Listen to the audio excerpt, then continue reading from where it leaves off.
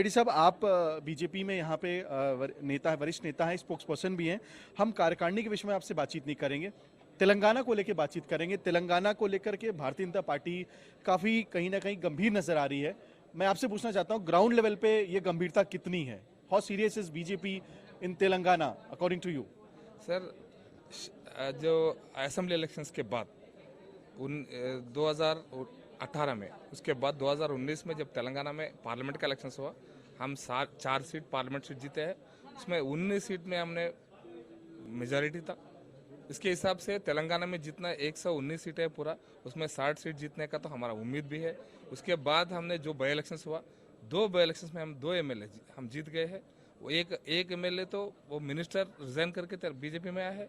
वो रिजाइन करने के बाद, केसीआर के खिलाफ रिजाइन करने के बाद, वो बीजेपी में आने के बाद जितना प्रयास करा टीआरएस का और केसीआर ने, फिर भी वो एक वोट के लिए हजारों रुपये खर्चा किया, फिर भी बीजेपी का उम्मीदवार जो टीआरएस से आए हैं उन्होंने फिर जीत गए हैं। इसके वो भी नहीं है, हैदराबाद में जितना हमने 4 सीट जीते थे, वो 2017 में जब कॉर्पोरेशन का इलेक्शन हुआ, अब 2021 में जब कॉर्पोरेशन हैदराबाद जेएचएमसी कॉर्पोरेशन वो इलेक्शन हुआ, हम 45 सीट जीते। एक बात और खासतौर से, आप अपना विरोधी या किसको मानते हैं? केसीआर को मानते हैं, ओवैसी की पार्टी को मानते हैं, या कांग्रेस को मानते हैं? आपके लिए मुख्य विपक्षी दल यहाँ कौन सा है?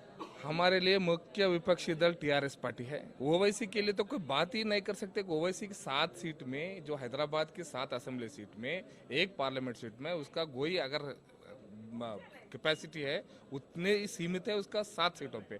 उधर उसका कुछ सीमित है ही नहीं उसके तेलंगाना प्रदेश में, बाकी का 122 सीट में। और दूसरी बात है कांग्रेस पार्टी ने जब दिल्ली में नहीं तो गली में हो भी नहीं सकता। जो दिल्ली में हार जा रहा तो गली में वो नहीं हार सकता।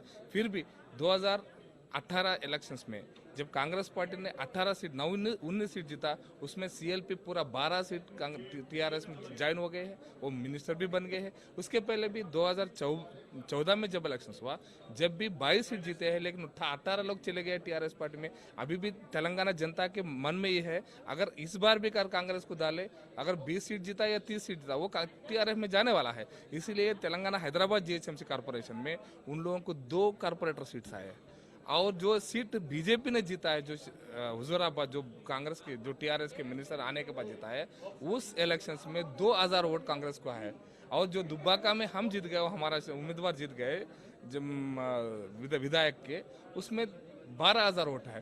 तो हम किसको मानेंगे? हमारा प्रत्याशी तो टीआरएस ही होगा, और टीआरएस के खिलाफ हम लड़ेंगे। हमारे अध्यक्ष के नेतृत्व में और किशन रेड्डी जी के नेतृत्व में हम टीआरएस को इस बार तेलंगाना में टीआरएस को फेंक देंगे, और बीजेपी का सरकार आने के लिए हम पूरा प्रयास चल रही है। हमारा कार्यकर्ता उसी की दिशा में काम कर रही है। एक आखिरी सवाल, हमने देखा था कि 2019 में जब यहाँ पे लोकल बॉडीज के चुनाव थे, तो योगी आदित्यनाथ जी को आपने यहाँ पे बुलाया था, और उनके माना जाता है कि उनके आने से यहाँ पे बड़ा प्रभाव पड़ा। योगी आदित्यनाथ जी को आज भी भाग्य लक्ष्मी मंदिर में जाना था, तो क्या ये माना जाए कहीं ना कहीं आप सैफरन कलर को बार बार इस्तेमाल करना चाहते हैं और हिंदुत्व को लेकर के ही आप आगे बढ़ना चाहते हैं? क्या आपके पास अपने लोकल मुद्दे, आपके पास आपकी जो खुद की, जो यहाँ पे अगर हम रीढ़ की हड्डी अगर हम बात करें भारतीय जनता पार्टी की, क्या वो कमजोर है और आप हिंदुत्व को लेकर के आगे चलना चाह रहे हैं? बात हिंदुत्व का नहीं है, बात किसानों का भी है, बात लेबर का भी है, बात किसान की लेबर की, और बात सब इंडस्ट्री का भी है, बात एम्प्लॉयमेंट का भी है, बात विद्यार्थियों का भी है, बात सबकी बात होता है, युवा की बात भी होती है। लेकिन क्या है, जो तेलंगाना में जिस पार्टी ने, जो एमआईएम का पार्टी ने, जिस आदमी ने तेलंगाना नहीं चाहते थे, तेलंगाना के खिलाफ पार्लियामेंट में वोट डाले थे, उस टीआरएस पार्टी ने उस एमआईएम के साथ जुड़कर हमारा कभी कभी बात करते हैं। एमआईएम पार्टी ने, कार तो टीआरएस का है लेकिन स्टीयरिंग मेरे हाथ में है, तो स्टीयरिंग चलाने वालों को निकालना पड़ेगा। जो स्टीयरिंग चलाता है उसका ही कार होता है, इसलिए स्टीयरिंग चलाने वाला और कार को दोनों को भी हम फेंक देंगे ऐसा। इसलिए इसी की वजह से हम काम कर रहे हैं। अदरवाइज हमारा हिंदुत्व का कोई एजेंडा नहीं। हाँ, भाग्य लक्ष्मी के मंदिर हमारा मुद्दा हुआ, इसलिए जब एमआईएम के नेता अकबरुद्दीन ओवैसी ने कहा ये लक्ष्मी वो बहुत होता है भाई हिंदू समाज में, लेकिन ये कौन सा नया आदमी है भाग्य लक्ष्मी, इसमें मेरे को नया दिख रहा है। ऐसा हिंदू देवी देवताओं को जिस तरह से उन्होंने बातें किया है, उसके खिलाफ आज जनता ने इकट्ठा हो रहा है तेलंगाना में। वो उतना की सीमित है, लेकिन बाकी का किसानों का समस्या है, युवा का समस्या है, सभी लोगों का समस्या लेकर हम लड़ रही है।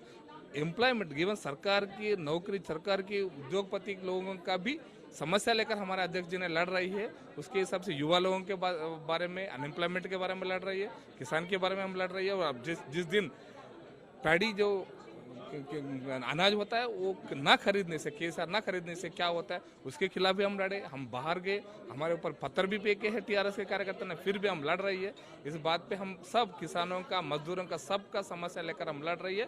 और हिंदुत्व के खिलाफ आज टीआरएस या एमआईएम के साथ मिल रहे, वो एक एजेंडा भी होता है लेकिन वो पूरा एजेंडा नहीं होता है। Thank you sir for talking to Sadhna TV. Thank you sir.